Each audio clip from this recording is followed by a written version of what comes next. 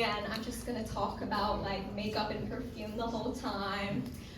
So I was looking for perfume at the store the other day, and no, really, does anyone understand the struggle of going into the department store fragrance section and getting stopped when you just want to look around? Yeah. I'll just step foot in there. I'll step 1 foot, and they'll be like, "Hi, can I help you? Looking for something? Looking for someone special?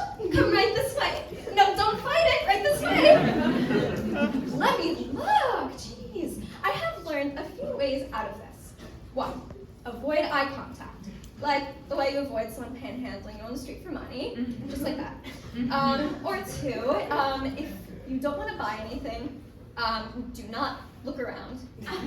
Someone might be like, "Oh, but what if I want to look around at all the nice things?" You don't. If you don't want to do this, fine, but be warned. My friend once got stopped by the salesperson, and her last words to me were, "Go on without me!" I haven't seen her since. I feel like something goes off in Jewish women's brains the moment they become a mother. Like the moment I give birth, a switch is gonna go off, and I'm going to do the very thing I swore I would never do: turn into my Jewish mother.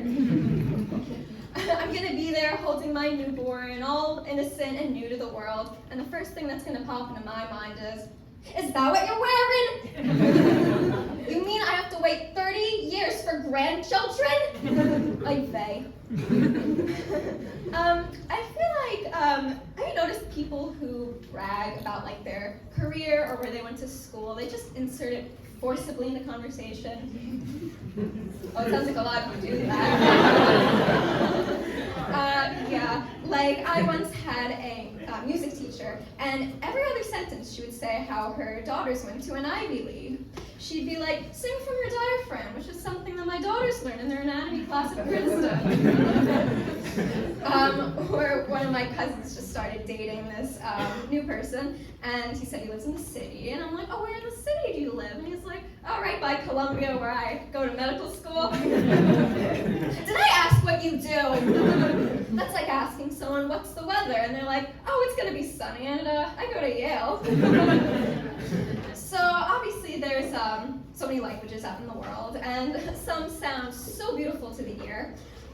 Like, picture this: you could be on a beautiful romantic date with candlelight and shining water, and your date is there and pulls you close and whispers in your ear, "Tu me dégoûtes, je veux rompre avec toi," which sounds so nice, and in English means, "You disgust me and I want to break up with you."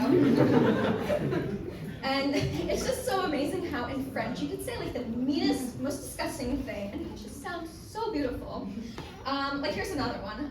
Imagine you're going shopping with your friends, and you pull one of them aside, and you're like, "J'ai couché avec ton copain hier," which sounds really nice, right?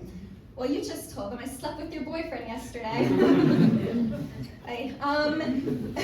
Contrast.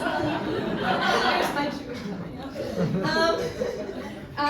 Or in contrast, there's Yiddish, and we have a phrase in Yiddish, "Gai kaken auf en yam," which comes from the diaphragm, like the girl at Princeton learns. And I mean, you don't think I'm saying it's a beautiful day outside, right? Well, that's because what it means is go shit in the ocean. Lovely. So has anyone done like any online shopping? Online shopping, I know I have. Well, obviously there's the subscription box that pops up and asks for your email in exchange for discounts, right? But then, have you also noticed the no thanks box that pops up, so you can opt out? Well, I have noticed some of those no thanks boxes are kind of mean. One was like, "No thanks, I'm a loser." Another was like, "I don't want free stuff, I don't have any friends." And then another was like, "I don't want a discount, this is why my boyfriend left me." And okay, one night I was trying to hail a cab with a friend, and this beat-up, unlicensed car with this Russian man who looks like he's in the mob comes up to us and says, "You girls want a ride? I am like Uber." Like Uber? That's like going to a hospital and asking someone, are you the doctor? And they're like, no, but I am like doctor. Or you go to the pharmacy for like the morning after pill and you're like, is this the pill? And they're like, no, this is like morning after. My name's Danielle, thank you so much for